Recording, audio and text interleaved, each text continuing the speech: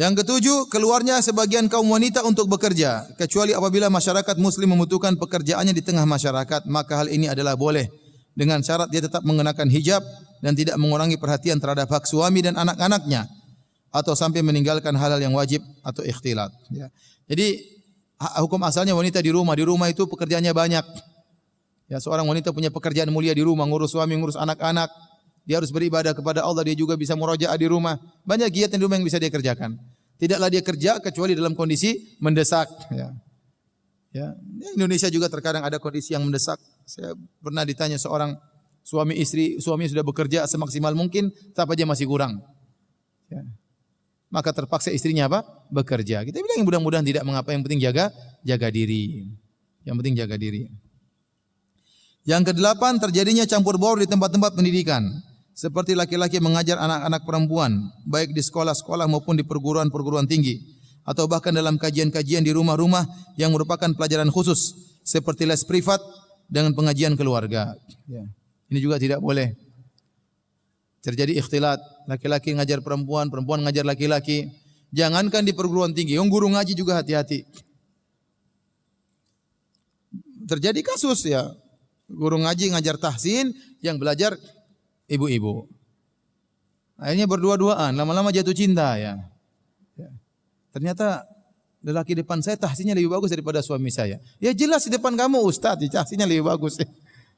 Suaminya kerja, akhirnya setan datang menggoda, terjadilah apa yang terjadi, dan terjadi kasus seperti ini. Saya tidak berbicara tentang perguruan tinggi, bahkan belajar agama saja kalau tidak hati-hati, ya, setan menggoda. Akhirnya hubungan sama ustaz sama si akhwat berlebih-lebihan. Ini panitia sama ustaznya, telepon setengah jam. Ngapain telepon setengah jam? Apa enggak ada panitia laki-laki? Harus langsung direct sama ustaznya. Kemudian ketawa ketiwi setengah jam. Berkoordinasi. Sang akhwat merasa lezat berbicara dengan sang ustaz juga keenakan berbicara dengan sang akhwat. Tidak boleh laki-laki bicara dengan perempuan lama-lama, enggak boleh. Kalau sampai ada lelaki bicara dengan perempuan, itu istri orang, dia bicara sampai setengah jam, berarti ada kelezatan dia rasakan. Buktinya dia betah ngobrol berapa? Setengah jam. Dan orang bisa terfitnah dengan suara, apalagi sudah tahu wajahnya. Suara saja bisa bikin fitnah, apalagi sudah lihat wajahnya cantik dan yang lainnya. Ingat, setan datang menggoda. Saya pernah ada kasus seorang laki-laki telepon sama panitia pengajian perempuan, telepon terus, telepon. Ini kok telepon lama?